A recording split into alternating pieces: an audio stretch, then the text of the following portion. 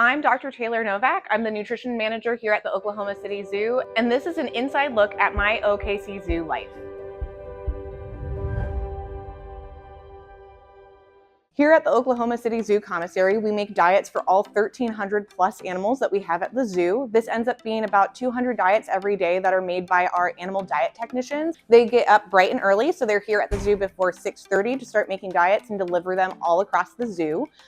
They'll be here until 3:30 in the afternoon, so if you visit, you can come check them out at these viewing windows while they're making diets, cleaning up, or just kind of organizing different food factors throughout the day. So we are starting out in our grain room. So just like it sounds, we're not super creative with naming here. It's a room with a bunch of different grain. So all these grains are specially made for whatever species we're going to feed them out to. But then our next room that we'll be moving into is our dry grain storage. So this is going to be grain that we have that we're actively using in commissary. So usually this is stuff that's going into smaller diets. The other ones that are kind of fun to look at, so you'll notice this one says monkey chow. So these are going to be bigger biscuits. They're going to be pretty coarse. So if I try to rip it in half, not going to go very well for me, but that's going to be really, really great for the animals who eat these teeth. They're able to use those to gnaw them down. So it also is a little bit abrasive, so it'll clean some of that tartar and things off of their teeth. So the next room we're going into is going to be the kitchen. This is where all the magic and fun happens. You'll notice we have 3 different diet stations. So we'll have diet techs working there when you guys come and visit. You can check out whatever animal they're making diets for. They'll oftentimes flash you kind of the recipe card. But you'll see a variety of different produce and meat as well. So we're gonna go ahead and head into our cooler. So this is basically just like a refrigerator that you'd have at home, but a lot bigger. So if we wanna take a look in here, so going in, you'll notice lots and lots of boxes. So these food boxes actually come from the same vendors that you get your food at from the grocery store or a restaurant. So the same bananas you get from a grocery store is what we're gonna go ahead and feed to our gorillas and monkeys and other animals.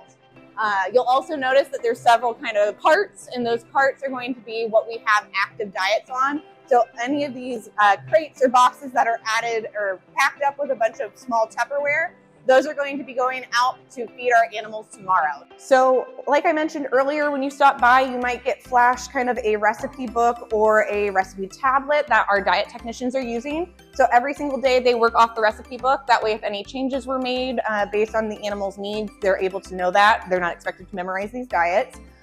So they'll go through and make these diets one at a time. So the final area we're gonna check out is our freezer. So it's just gonna be like the freezer attached to your fridge, but again, a whole lot bigger than what you'd have at home. So some of the items you're gonna notice in here is we have whole prey. So these are animals that were humanely euthanized, so that way we can feed them here to our animals. So you'll see things like chicks, rabbits, mice, rats, salmon. So we'll also have fish, as well as capelin and herring. We also have ground meat products. So at our zoo, we use Nebraska brand.